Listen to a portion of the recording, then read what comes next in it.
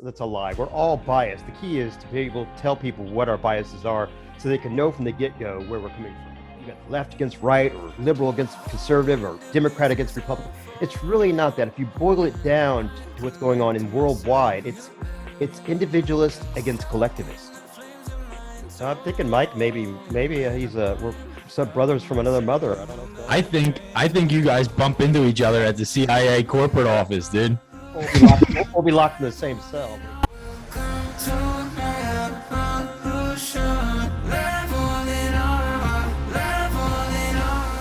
Welcome to the dumbest guy in the room. We're back with another book review. Today we actually have a special guest. The book we just read is called How to Overthrow a Government, which we'll probably have the FBI knocking on our doors after this one. But we actually have the author joining us, Roderick Edwards. It's actually, I'm really excited about it, dude. I never actually even met an author. So I'm excited to kind of get your opinion on this, especially with with that specific book that you wrote. But it says that you were inspired by Anthony Scalia's quote. So I'm curious, like, what specifically about that? What did he say, and what made you kind of go this deep into getting into how to overthrow a government? Well, thanks first of all for having me, and also for the fact that it seems like if you're gonna have an author on to talk about this subject, he's got to be the dumbest guy in the room, because now everybody knows who he is, sees his face. So yeah, so Anthony Scalia, paraphrasing what he said, basically somebody's asking him a question about what if taxes get too high. He was at college somewhere giving a speech, and he said, well, if taxes get too high, you could try to get them lowered. If they don't get lowered, I guess your ultimate course of action is to revolt. This is from a Supreme Court justice telling people to revolt. I mean, that's in American law, basically that amounts to telling people to commit treason to some degree. So, and it's Supreme Court justice nonetheless. So it was really inspiring for, like, okay, let's dig deeper into this subject as to why, and if you have a Supreme Court justice saying this, how the average Joe might think. Right. And, I think that that's kind of how I got into it. I mean, I know you don't, know me at all, dude, but I was not into politics or any of that stuff, really at all. My wife was really big into it, kind of always. And I was always kind of like, be quiet. Like, I don't care. And then I guess it started to actually impact my life, to where I could see things that were happening that were impacting my life, which got me kind of more involved. Now, my guy Mike on here, he's definitely way more into the stuff than me, dude. Like, he'll be the one to get me banned before I get myself banned from YouTube. But when I read your book, dude, this is my insight on it, and correct me if I'm wrong, because I'm probably wrong. I am the dumbest guy in the room, but I take it as a way that you are representing that, like, government is a necessary evil, almost like that right now we are at a phase where we are kind of two-sided. But if you were to overthrow a government, what do you do next? So it's almost like you're saying the government is a necessary evil, and if we're going to fight that evil, what do you do next anyway? Right. Well, the first thing you said I want to address is politics, getting involved in politics, whether you get involved in politics or not. Because all people say, I don't want to get involved in politics. Eventually, politics will get involved with you, whether you like it or not. At some point, it will come to you, and obviously it has at some point, and you've realized that. But governments are necessarily evil because they're natural. Humans, when they get together in groups, they have to say, well, now, like, there's four of us right here. We decide upon what we want to happen and what we don't want to happen. Now we have to guard our things. We have to secure our possessions and things like that. Eventually, that becomes a government where we say, hey, we don't want anybody to take our stuff that we've just accumulated here. And now how are we going to do that? Well, Mike's going to be the police, and Edward's going to be the judge, Eddie, and then Bill's going to be the bulldog, something. It becomes a government by nature. So it's always going to happen anytime you get a group of people together. No matter how much you hate government, if you want to be a anarchist, it's still going to happen at some point. It is a good take. I never really thought of it. I never really thought of it like that. The other thing that I liked about your book, dude, is I was kind of curious the whole time until you brought up Trump. But I was curious the whole time on whether you were more right leaning or left leaning. I do feel like you did a good job at keeping a keeping your viewpoint or perspective kind of out of it until you brought up Trump, and then I kind of saw that you probably, and you can again tell me if I'm wrong, but I think that you definitely lean right once you started to bring up Trump. But before that, dude, it wasn't really that easy to tell. Good. That's exactly what I intended. Obviously, one thing I hate people say, well, I'm going to give an unbiased, like newscasters or news stations tell you they're unbiased. That's a lie. We're all biased. The key is to be able to tell people what our biases are so they can know from the get-go where we're coming from. And then we can deal with it and balance out our biases from there. So I try to at least present things in a logical way where no matter which side you're on, you can say, okay, that makes sense. That makes sense. And then, yes, I brought Trump up because to me, what both sides say a lot in politics is we want somebody who's not part of the system, whether it's the left or right.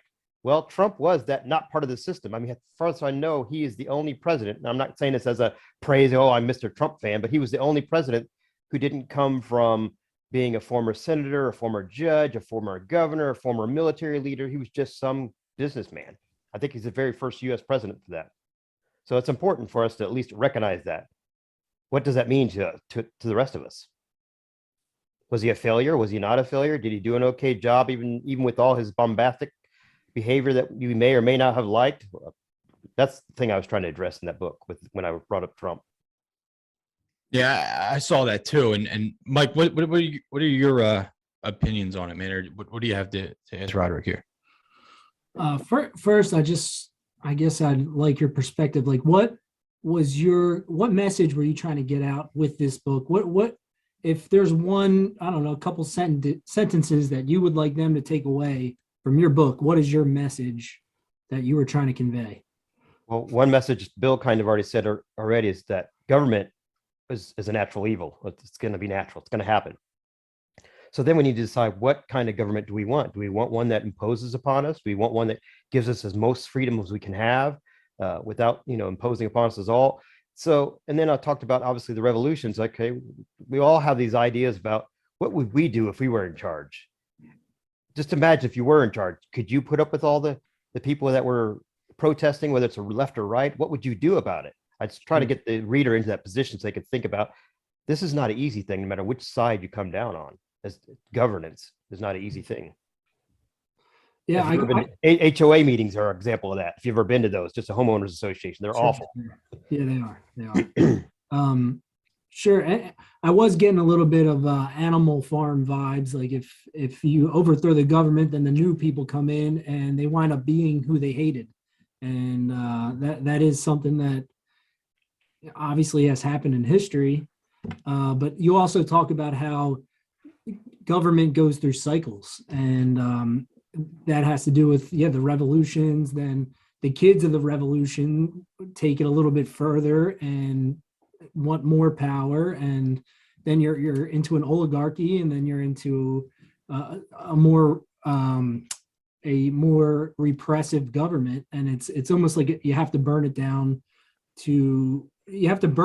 when it gets to a certain point, live your free life for as a society. Obviously people have shorter lifetimes than the society's cycle, but I found it interesting how you talked about a whole progression of governments, and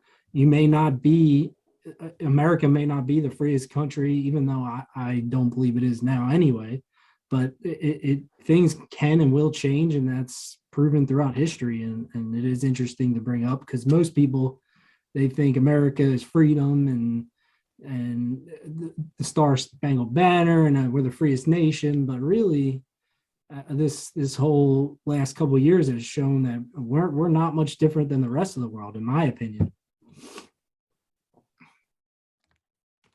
Mike, I think that's a good point, dude. And I think another thing that we don't really talk about, or nobody actually does, is define what freedom is, right? Like we all want this thing called freedom, but if you ask somebody to define it, it's like they just scramble with words. So I think another thing in your book that I really enjoyed, and something that I am fairly new to kind of doing since I started my podcast, because I feel like I was misrepresenting myself a lot, was not defining the thing I was talking about. So I think in your book, what you did in the beginning was define a lot of the concepts that you were talking about. And that way, as I was reading it, when you were talking about specific things, I was like, oh, I always resorted back to the way you defined it, not a way that I may have defined it or society may, because everybody has these different definitions of things now.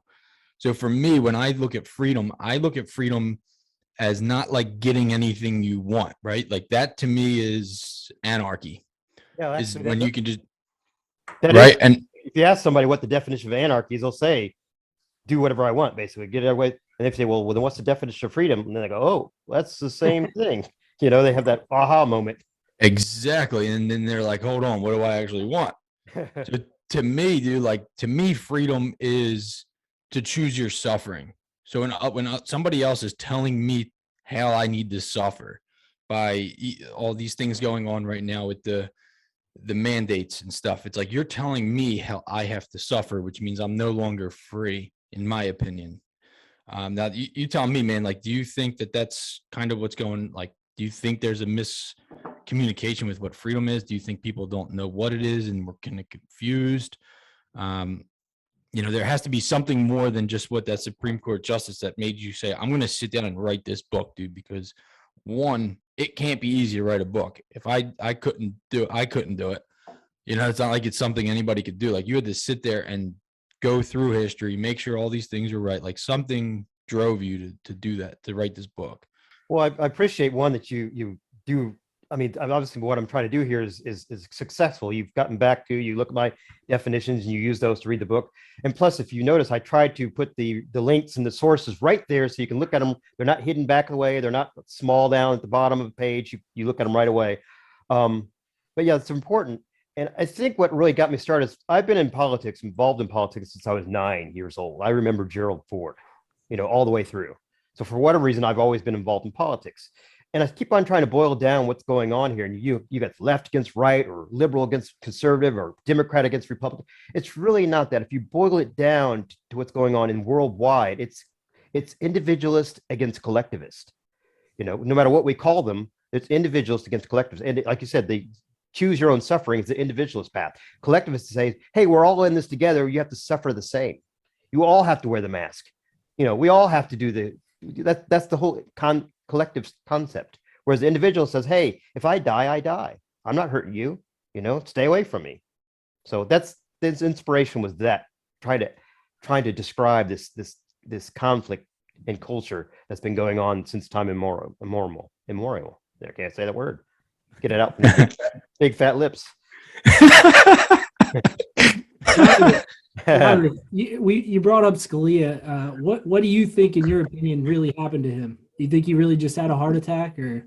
Now we're getting to conspiracies, aren't we? So yeah, obviously Scalia was in his hotel, and supposedly, everything was going good, and he just died. And so there's conspiracy that he was offed, so they could put in more people. Just like we have a conspiracy now. I don't know if you guys read the news, but we got Stephen Breyer. I try to be very relevant to things. So Stephen Breyer, he's a Supreme Court justice, if you're not aware. He just announced that he's going to retire soon. It got leaked. And there's rumor that the reason he's going to retire is because the left has been pressuring him to retire so they can put in even a more leftist justice. So if Stephen Breyer dies in the next couple of days, your view or your implication there might be true. And Scalia wasn't just in a hotel room. He was at a hunting lodge with a bunch of big donors in Texas, I believe. Right. The picture they sent, he had a pillow over his face. Like they're almost trying to tell you, like, this was not what it seems. But yeah, obviously I'm the conspiracy theorist of the group. But if you bring up Scalia, I'm always just like, the guy was clearly killed, like, in my opinion. But yeah. I try to be careful with that because as a writer, I don't want to turn off too many. Yes. I do want to balance that. I mean, obviously have my own personal opinions, but the more I put them out, the less likely I'm going to be listened to, except for I was trying to think today, should I shave so I look a little more? And I was like, no, I've seen Bill here. He's got that, got that Kaczynski thing going on. So they're very similar. Yeah, that's why we love Mike though, dude, because Mike keeps us thinking, dude, like I'm big into information. Like I think today there's this huge opportunity for access to information, and whether it's how we use it And the that I think is a manipulation of it. problem. And the Right, dude. Yeah. So Right. And I just think that the fact that like bringing up something like that is fine. And I don't understand the problem with bringing it up. It's when you are silencing things, or for example, do like the title of your book could silence this episode. You know what I mean? Like Very provocative title. I mean, and it notice it's a government, so I don't say the government. And yeah. obviously, you saw it in the beginning. I keep on giving disclaimers all over the place. It's hypothetical. It's historical. It's things like that. It's not real. I'm not actually advocating it. So Sure. And there's no step-by-step guide and saying like you need to do this. Like it's very, you take a step back and you talk about history and you talk about current events and mix them together. It's not like a how-to per se at all. Yeah. It's really not. I think, dude, I like the way it was written. Honestly, I had no expectations going into it, which I like to kind of do when I read books, is not have any expectation going into it. And after I read it, I really enjoyed it. I thought it was written very well. I thought that I was waiting for the how-to guide. I never got there. Couldn't find the how-to guide, but I did see that you pointed out different ways that it's been done throughout history, and not necessarily how it needs to be done, but how it looks when you look back at history. And like the two main things were, one, you take out the guy up top, right? That was like the one that's been done throughout history, probably the most, I would assume. And then the second is inside. So like the inside of the government kind of corrupts itself and starts to do things over a long period of time, which in my opinion is whatever's going on now. Right, exactly. I think that's the way that it's happening now, and it's turning into this one world. They're trying to get this one big world government. Whether or not you believe that or not, it's up to you. But I think it's kind of obvious that that's what's happening. Yeah, I obviously addressed that in the book and a couple of chapters about the one world governments and how that works and how it's incremental. It's been going on for a while, Sure. way back to the League of Nations and maybe even before that. Well, and you wrote this before COVID, right? Yes, right before COVID. And I like how you talk about new laws forbidding free speech under the guise of sedition or fear, and we're seeing a lot of new laws whether it's on social media and restricting what you can say. I mean, it's gone up 1,000-fold since this virus has hit us, and I thought it was pretty cool to see that you wrote this stuff before that even happened. And another, I think one of my favorite parts of your book is you talk about the Civil War. And if you ask 1,000 people, they'll tell you 999 will tell you that the Civil War is about slavery. And it's absolutely not about slavery. It was about, like you said, the state sovereignty, the sovereignty of every state to decide what that group of people that live in that state need to do, abide by laws that are for your area, not having some federal government say, hey, everybody in California, everybody in Maine, everybody in Florida, everybody in Texas all has to follow the same rules, because people are different. There's different things that each state has to go through, and laws shouldn't be blanketed. And that's really what the Civil War is about. And yes, slavery did come up as one of the hot points because the federal government won the war, and that's what they push as the narrative, when a lot of people that were on the federal government side had slaves, whether they released them before the war or not. I mean, they still participated in that. And what about Native Americans? I mean, they think that the Union was this great group of people, but I mean, during the Civil War, Abraham Lincoln ordered the murder of thousands of Native Americans and took their land. And I'm going off on a tangent, but the war is never about good guys versus bad guys. There's a big story, and there's good and bad on both sides is what I'm trying to say. And we lost what we lost some good things when the South lost the war as well. Now, I obviously slavery, nobody's going to advocate for slavery. It's terrible. But what I'm trying to say is they pushed that as the main point of the Civil War, and it was not at all. So I liked how you incorporated that book in the book, because nobody really talks about that. Right, it really was about sovereignty, and actually it was built into the Constitution when the founders, they said, hey, look, if it gets to a point where a state decides to be its own, which they kind of were on their own, the only thing they couldn't do is do treaties and things like that with foreign nations independently. But for the most part, they can make their own laws, and it used to be you go across state lines and certain things change. I mean, we even remember the days when, like, there might still be some states where this was a dry state where you didn't drink alcohol there in the state at all. You couldn't even buy it. There's even still things like that, but the sovereignty was more stark back in the early days. It was meant to be that. It was the United States, which states are not just small cities, they are sovereign countries, So, but we've gotten away from that, like you said, and now we're federalized and it's just one big group, and there's just really no way a state can advocate its complete freedom. And then I don't know if I gotten this much in the book, but there's also the 17th Amendment, which, not to go too deep, we said it on tangents here, but the 17th Amendment basically took away the way senators are given in government. A little bit of brief civics lessons here. Obviously, we have the president, the executive, we have the judicial, and we have the Congress, the legislative branch. But Senate and Congress is supposed to be one for the people, which is the Congress, and then the Senate was supposed to be for the state. So the Senate has 2 senators from every state, which is supposed to be appointed by either the governor or the state legislator, so they can represent the state specifically. Well, the 17th Amendment took that away, and now we have basically just 2 feuding houses that are pointless. We might as well get rid of one of them in the government because they don't serve any purpose. Might as well just have a Congress elected by the people.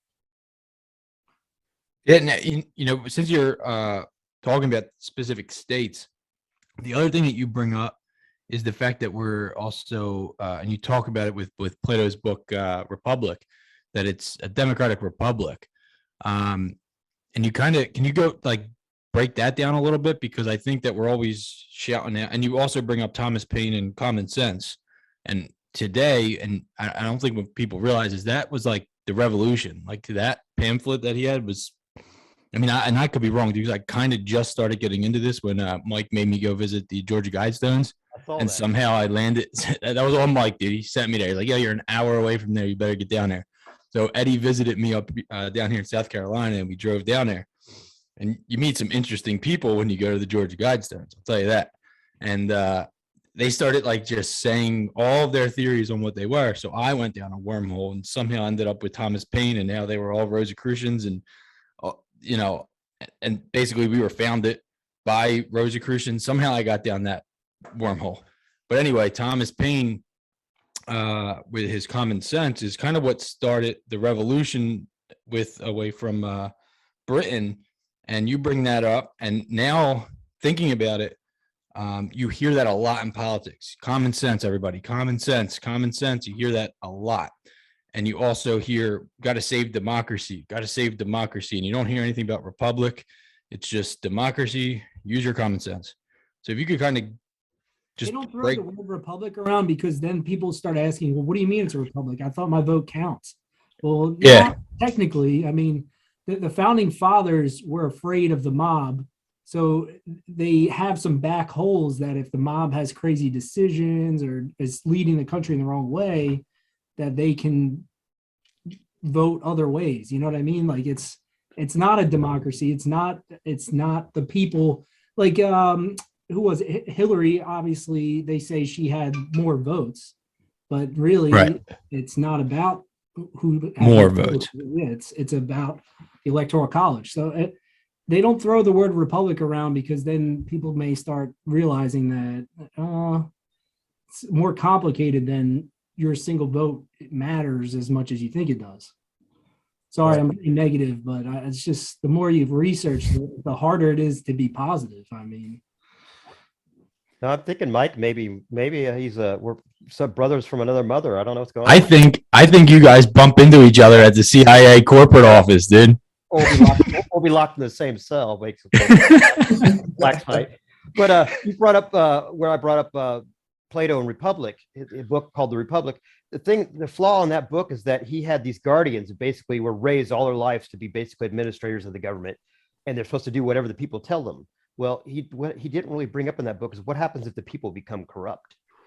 And so, as you talked about Common Sense by Thomas Paine, a lot of people think the American country came about by just a bunch of old dead white guys that are sitting around in a bar and said, "Hey, let's start a country." That's not how it happened.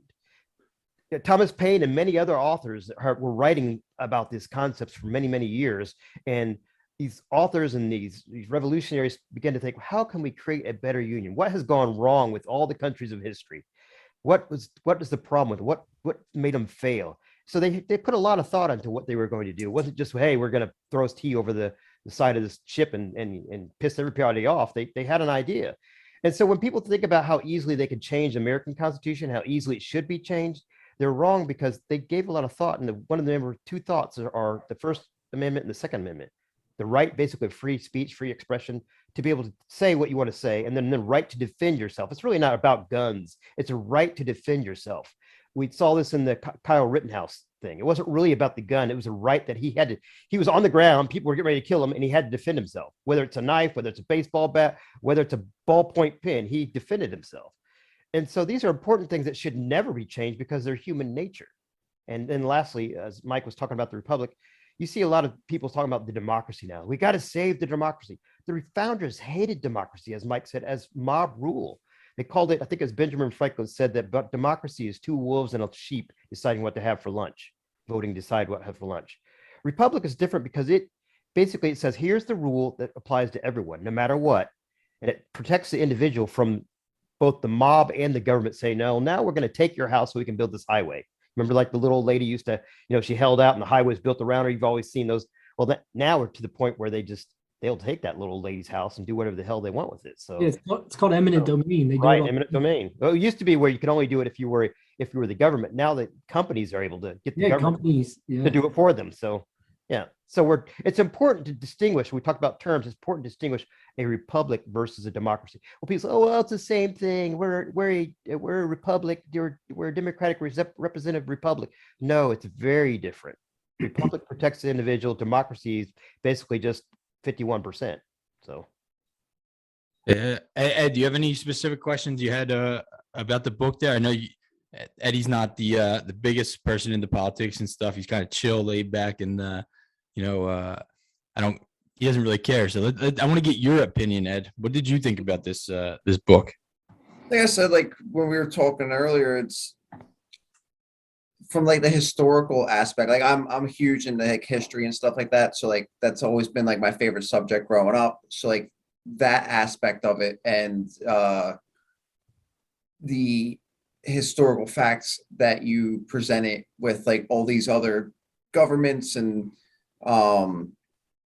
it's like communists and like stuff like that, like how like certain countries or governments were being overthrown and how people went about doing that. That to me was very interesting. The different how do you word it? The different countries that like you presented were like us, like how Hitler kind of did his whole thing with Germany, how like he overthrew Germany by like propaganda and like pretty much getting everyone that was like poor and just feeding them with all this media and propaganda to get the backing that he needed to pretty much overthrow the government that was in place at the time and just to take over, whether it was by force or just by wit. He outsmarted them, and it was very interesting. And I mean, like I said, like history is my biggest thing. I mean, I like science and other stuff, but like history has always been like my go-to subject, and like I love watching documentaries and stuff like that. And so like that aspect of it, that drew me in. Was the accuracy on the history? You think it was good, or yeah, I thought it was really good. And like how you said earlier, how you put it in there for like the fact checks, right? And like the resources that you got, and like so like that was really cool. Good. I because make sure I'm accurate. Yeah, because Mike, what was that book that we just read? The one that you did by Atelli? A Brief History of the Future by A Brief History of the Future. We did, that was the first one we did. That Yeah. obviously, if you can't tell out of the three of us which one picked it, it was Mike. But in that book, dude, he goes into history like it was. Oh yeah, yeah. Dude, it was one chapter of like all of human existence, and nothing is cited. There's nothing there. It's just basically he created the history and then used that to create a future. That's kind of what that, I don't know if you ever read that book, but that's kind of how I took that book. Was this dude just created his way of history and then said, all right, well, this is how we're going to use this to create the future that I want to see. And it's kind of crazy because it is happening. And he wrote it before all this is happening. Yeah. Right. You see how bad the news is. How bad do you think history is? I mean, the victors write history. So Right. That's why the winner always, or the good always prevail, right? Because the good are the ones that won and they get to write history. yeah, Right. If Hitler went and conquered the world, we'd be speaking German and talking about how bad all of the other countries were that oppressed him. I mean, that's the way the world is. Well, Eddie, speaking on that, you might, if you haven't seen it, you should watch the series, The Man in the High Castle. It's a revisionism of if Hitler would have won and taken over the United States along with the Japanese, and they split up America into two different, basically sub-nations. It's really interesting to watch, but then it gets a little kooky there at the end with some time traveling stuff. But otherwise, it's pretty cool. Yeah, I'll have to check it out. Yeah, I think I watched the first season and then the second season got a little weird, or first two seasons and then got a little weird. Right. Yeah.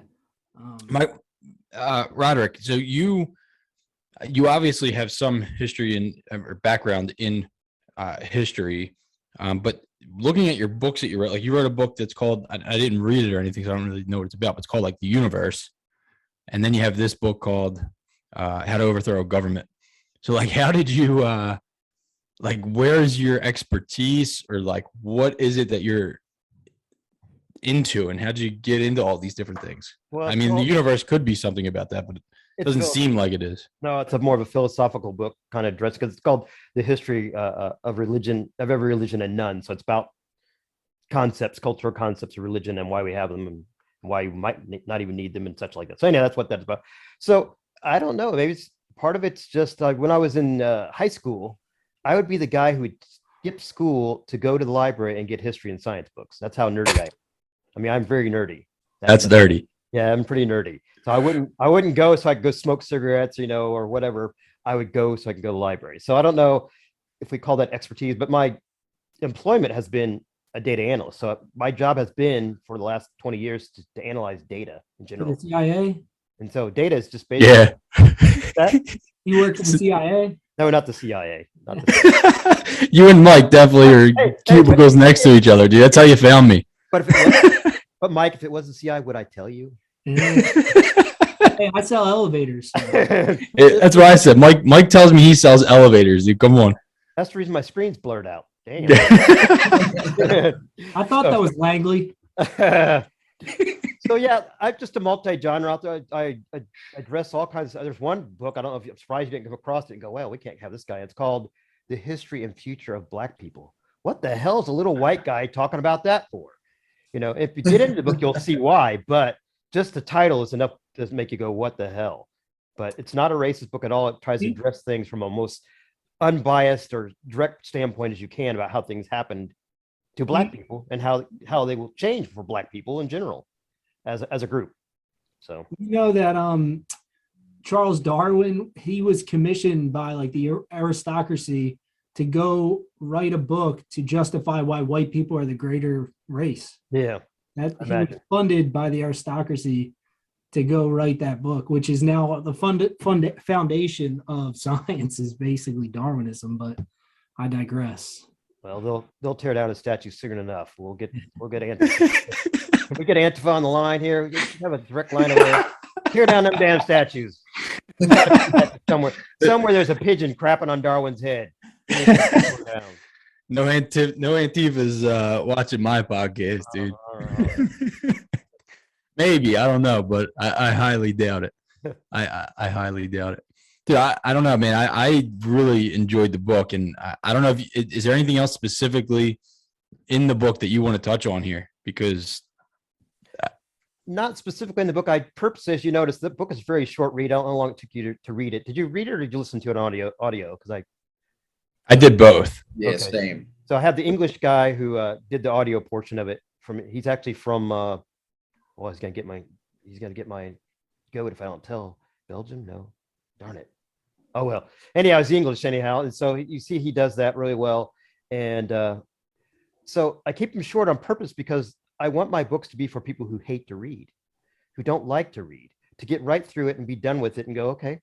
But I pack it hopefully with a lot of information where every page is wow, wow, wow. And you're still thinking about what happened on 2 pages ago when you're moving to the next page. But they all hopefully come together and congeal into you there at the end.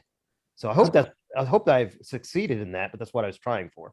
I thought it was very timely because, I mean, if you don't feel the grip of the government right now on everyday life, I don't know, you must be a hermit, because everywhere you go, you see like they're strengthening their powers against us. Like you can't go into certain stores in certain places or restaurants without vaccines, which I'm not going to get into the politics of that, but that's a mandate from the government that didn't used to exist. Masks, coming into the country, leaving the country, when, I mean, the right to travel is supposed to be like the ultimate freedom. And now, like, if you don't comply with something because of a viewpoint you hold, then you can't do it. I mean, it's just. You've noticed that's probably the defining factor between free countries and countries that aren't free. You said it. It's just the fact that some countries like North Korea and some China, you cannot leave their countries. It's not that you can't get into them. You're not allowed to leave them as a citizen unless you pass this requirement or that requirement. Even Ethiopia, I have some friends from Ethiopia. They're not allowed to leave Ethiopia. You think, well, Ethiopia, unless they pass certain requirements. Even Jamaica. Yeah. Even Jamaica, you can't leave Jamaica. That's more because they don't think you're going to come back. They think you're going to stay in the country you're leaving. Right. And this is all before COVID. This is just basic how they run things. One thing you addressed, you talked about Thomas Jefferson. Oh, yeah. About how the grip this happened.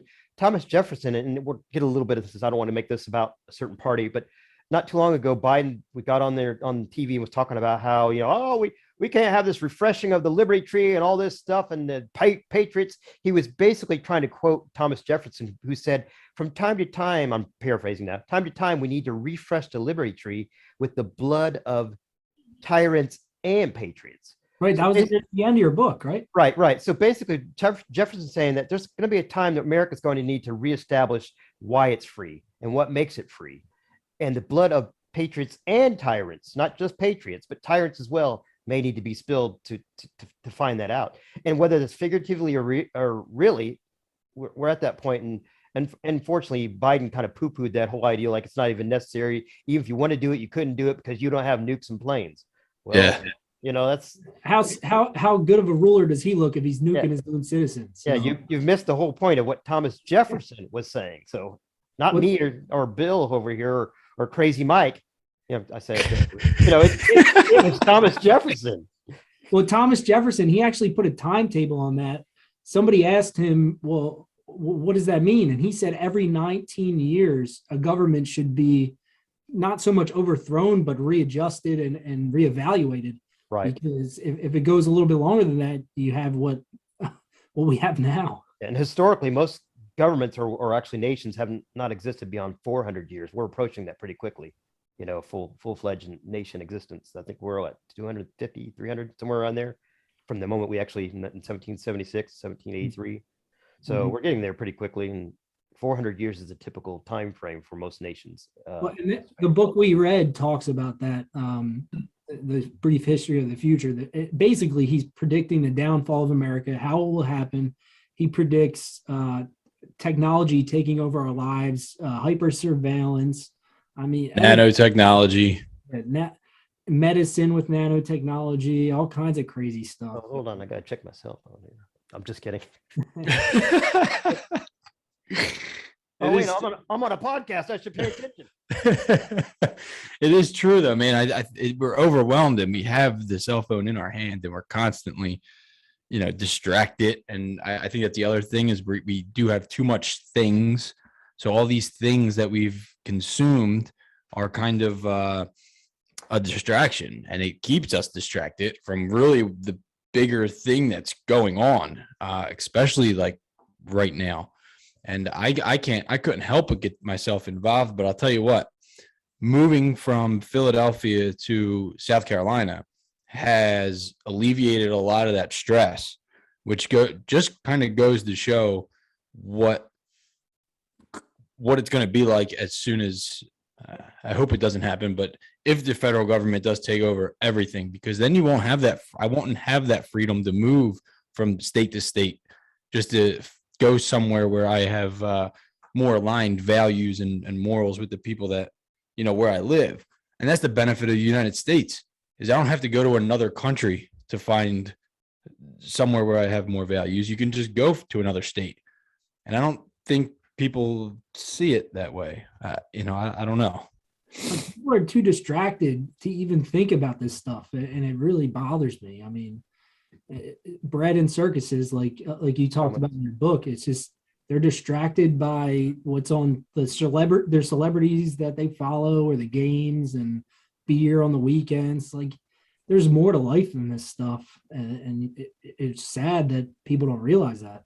However, if you get too focused on those things, you also sound like a nutcase. It's unfortunate. There's a balance somewhere. Like, I've always talked about politics and oh my God, now we're going to get in a war with Russia and Ukraine, and Russians are going to invade. We're all going to die, blah, blah, blah. I would sound like a nutcase. Although there's a good potentiality that could happen where we finally get to the point where America's invaded by a foreign power. I think we're getting closer and closer to that day, but I can't prove it, but I think we're getting closer to that day, because more and more people, even our former allies, it's almost like they're a jealous, ex-girlfriend. They hate us to some degree, and they'd love to see our downfall. And so I think we're getting to that point pretty quickly. There's no new world order without the downfall of America. So maybe my conspiracy theories aren't too crazy, I know we're getting at Russia because they're invading Ukraine. So, like, instead of just minding our own damn business, there we go, sticking our nose in places it doesn't belong. Yeah, how dare those Russians build their country that close to our bases? What's going on? It's true, man. We're always getting ourselves involved. Like, America just has to be. It's kind of crazy when you think about it, because I was telling my wife this the other day. I don't think I've ever been like less patriotic in my life. Like, Mike brought this point up, and he's like, we have like kids that are kindergarten doing the Star Spangled Banner, like no idea, you know what I mean? Like, they have no idea what they're doing. And it's crazy because when Eddie was down here, I had my son at a basketball game, and it just so happens the league is in a Baptist church. So like, they had this preacher come in at halftime. My son is he's 7 years old, but he came in and he was doing this whole thing about Jesus, and he's like, got to trust the doctors, and I'd be dumb if I didn't trust the doctor's opinion, blah blah blah. And then he said at the end, he said, go to your coaches if you haven't given your life to Jesus yet, and tell your coach you want to give your life to Jesus. And I was like, yo. So these kids ran up to me, dude, and I'm like, yo. I was like, I'm sorry, guys, you got to go talk to that guy, because I am not being a part of that. No matter what my belief is, I'm like, I am not telling 6 and 7 year olds, and I have no idea their viewpoints or nothing. I'm not going to be one to do that to somebody. That's up to but that's their right. And I am at a Baptist church, so I understand like where I'm at, right? But like, that's not where my place is. That's not my place. So my son said to me, and I was so proud of him. He's like, "What's that mean?" And I was like, "I'll talk to you later. I don't know." And he's like, "Well, why would they want to do something if they don't know what it means?" And I was like, "That's my boy." It's like, I feel bad for him a little bit because he's a thinker like me, dude. I'm constantly in my head with my thoughts, and like, I'm my biggest critique, especially when it comes to this stuff, dude. I'm always my biggest critique. I am ruthless on myself. Like, I beat myself up all the time, but it's not really anybody else's opinion anymore. It's my own. Yeah. So I kind of feel bad for my son at that point, but it's the truth, man. Like, it is a scary time to be raising kids, but it's like, was it always like this? It's like like, you're older than me, man. Like, what's your viewpoint from? You said you were in politics since you were 9. So like, do you think that we're in like And obviously you can't go back in time and say, but like throughout life, was there any other time that you were like, this is not good? Like, did you think we'd get to this point? Was it always this feeling? Like, what do you think if you were in politics that long? Well, it's the information age. So the information age is supposedly information at our fingertips.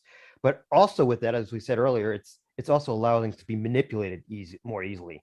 And so there's the problem. I mean, before you could actually ignore it for a while. You just turn off your television. There was no other way of them piping it into your brain. Now we have our cell phones. We have everything going on all the time. Even if you don't want to look at it, it's being there. It's that subliminal message from front of your face all the time. Not just your face, but your kid's face. They're trying to teach them about all kinds of things and get them geared to a certain narrative. So that's the problem. And it's only going to get worse because more and more technology is going to have different ways. Wait until you have like the Elon Musk who puts chips in your brain. And now what if they send messages there? If we're watching the Black Mirror episodes and things like that. I'm not trying to be a conspiracy theorist. It's just going to happen because by nature, that's what it is. It's all, I think I've mentioned in the book, it's all advertising. It's all propaganda. Propaganda doesn't mean it's necessarily bad, but it's constant advertising always in your brain. And so whether it's religious, politics, or whether a juicy cheeseburger, you're still getting some kind of advertisement going on all the time, more and more. So where do you think it goes from here? Well, obviously, again, we mentioned this earlier. It's a battle between the individualist and the collectivist. And right now, to be most individualists drop out. They're like, okay, I don't want anything to do with it. Like me, I live in the forest, in a 450,000 acre forest in the middle of Florida. You can't find me. I'm on a dirt road. Barely can't find me at all. However, the individualists drop out and they're not able to battle the collectivists. So I think the collectivists will win for a time. But as Mike alluded to as well, these things are cyclical. Eventually, the collectivists will push it too much, too hard, and they'll fight among themselves, and the whole thing will collapse. And then here comes the individualist again. So it's going to happen. It's what they call it, the Titler's cycle. I think they call it for one. Where you have all this chaos and order, and then you have these things that go in one cycle over and over, and eventually you'll get back to this point. So we're approaching some kind of collapse of society in general. Whether it's here, there, it's going to happen. I don't know when. Maybe, hopefully, not in my lifetime. I'm getting too old, as you said, for that kind of stuff. I'm just going to hide away here in the forest. That's my dream, is to be out there in the forest. But it's so hard to do, to just escape, especially with kids. I don't know what your situation is with family and stuff, but like for me, it's like, I can't just take my kids away from society, and that's why I moved out of Philly to here. I want my kids to be part of a society, to have friends, to be a child, to be a kid, because it's hard to be a kid today. But living in the forest definitely got its, perks. Yep. That's what Mike wants, right?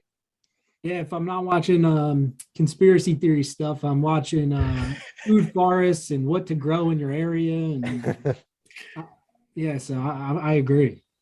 I imagine another scenario, and I kind of alluded to this earlier, and hopefully I don't sound again like a conspiracy theorist too much, but what if instead of the government collapsing or turning on us because they see weakness, foreign powers invading America? And now you're not only fighting just people who now give up on society and want to steal your stuff. I don't know if we can cuss on this. I was going to say shit. Yeah, you're good. Okay. So anyway, steal your stuff from what you have, but now you have foreign powers that you don't even know. It could be the Russians, it could be Mexican government or Mexican cartel. You have all these people descending on the falling America that's failing now because it doesn't have a strong leadership anymore. Not saying it's when it's going to happen, but now you have to deal with that even if you are in the forest. I mean, I would have to constantly be on guard that person outside the gates of my compound here are not good. So you can't really get away from it. Yeah, it is scary. We never really had we really never had a war. At least everybody that's living has not had a war on our ground. Like in America, we haven't seen that. Right. And it's got to be a scary thing to be like a civilian. Yeah, who's walking up the road? I mean, imagine Civil War. Who's walking up the road towards my house? Who is that? Is that the gray or is that the blue? Right. You have no idea. Did I get out my gun? And then sometimes even when it was supposed to be allies, they would still you see these accounts where people would have to host the military in their house and feed them, and they would abuse the people and mistreat them, even though they're supposed to be on their side. So, yeah, we have The minute where you can't quarter, where they can't force you to quarter military in your home. That's where that came from directly. So, Right. I mean, anybody else have any other questions for Roderick here, dude? Yeah. Do you have any books you didn't read that you recommend we read? Well, if you're so inclined to do it, I would like more people to read the history and future of Black people, because I think that's an interesting take and people can understand that. Or if you're philosophical, try the universe. I don't think there's any other ones that are the other ones are more biological or biographical about the World War II cargo pilots. I have a 3-part series on those, but you guys seem to be more into the hypotheticals and the philosophicals. So maybe either the universe or again, the history and future of Black people might be an interesting read for you guys. Yeah. Hell yeah. I'm more philosophical. Mike's more conspiracy. Eddie's more logical and history driven. We all got our little niches. Yep. I'm all into the conspiracy stuff, dude. It just makes me think. So like and that's the thing, dude. Like I love when people are like, you're a conspiracy theorist. And it's like, well, then if you're not into anything other than what's being told to you, then you're not thinking for yourself. Yeah, Just say like, thank you. Yes, I am. Thank you. It's yeah, only, that's cool. It's only a conspiracy until it's no longer a conspiracy. Like what was the Northwood Project or what it was? I think you might probably know I'm talking about the Northwood, which is basically a CIA project that basically planned to shoot down a group of college students over Cuba to basically accuse Cuba of shooting them down. But we were going to do it ourselves, but fortunately Kennedy, I think it was Kennedy's submission. Yeah, Kennedy said not to. Yeah, nixed that. But it was an idea that Joint Chiefs of Staff actually brought up. They were actually, it's on the table. So I mean, and it's not a conspiracy; it's fact now. Yeah, I know. Yeah, a false flag. They do that stuff all the time. Right, back in the 60s. So yeah, you should look up Operation Sea Spray. They sprayed bacteria over California and infected the whole city just to see what it would be, like how bad it would be. And those are their own citizens. There's so many different ones. It's just like, yeah. Yeah, you're how do you not be a conspiracy theorist? I don't. Yeah. I'm with you, dude. I'm with you. I think that questioning anything is all right. Well, I don't see a problem with it. We have a monument in Georgia to the decimation of the global population that you were just at last week. I know that thing's creepy, dude, and it's so scientifically. Did you know about that, Roderick? Probably not. No. The guidestones. Oh yeah, I knew about those, but not the monuments. That's what it is. It's the monument. Is the Georgia Guidestone monument that they built. That's what he was talking about. I didn't realize it wasn't the same. Okay, I thought he was. Yeah, and that's what he was referencing. But it's like it's so creepy, dude. The way that it's like astronomically positioned to read the stars and the moon, and it has a calendar. It's just crazy to me that thing exists. And I've been researching it, and I want to do a podcast on specifically that. But I don't know, dude. I'm actually definitely going to read the universe. What about yourself, man? How can people find you? How can people get your books? What do they got to do? Well, don't actually find me, hopefully. But yeah, you can find my stuff on the website roderick.com, or just go to Amazon and put Roderick Edwards in there. It may or may not be my actual name. It is, but so go to Amazon, put Roderick Edwards, and you should see. I think I have 19 books now. So on various topics, some of them are fiction, some of them are nonfiction. So, but hopefully a good offering that people can read. And again, they're written really short, no more than 200 pages on purpose, but packed full of information. So I don't put too fluff in there. So even if you hate books, you can either do an ebook or paperback, or even most of them are audiobooks. I try to get somebody who has a better voice than me, because I have these big lips and they tend to slap together and sound funny. So I get better people to read for me. No, I mean, I really enjoyed the book. I highly recommend it. I think if, like you said, dude, it's an easy read. It's not a difficult read. It's easy to understand. I think that what you did was very artistic, from the title to the cover of the book to the way that you orchestrated it from beginning to end. I thought it was very unique. I really did. I enjoyed the book a lot. So I definitely recommend the read to anybody out there, especially if you, like you said, man, if you don't like to read, it's very simple. I think the audio book at like the regular speed is only like 2 hours, if I'm not mistaken. Trying to make it keep to a movie length, basically, so people don't get bored. But most people that have looked at the book, they just look at the cover. They go, "This is that," because I purposely put Che Guevara on the front. yeah. I purposely put him on there because he's the leftist, revolutionary. So, but he's what you think of when you think of revolutions. To me, it's you think of this guy. So that's what I put on the cover. So, yeah, man, I appreciate it. Does anybody else have anything else they want to bring up here? Thanks for finding us.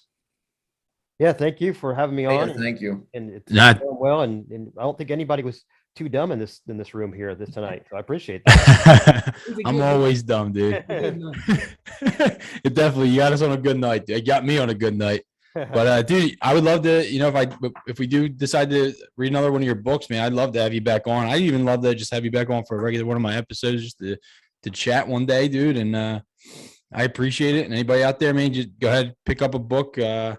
You heard it here, man. And again, dude, I really appreciate you coming on tonight. I appreciate you having me. Appreciate the discussion. Nobody got hurt. Great stuff. That's right, buddy. Have a good night, guys. All right. See you guys. This is.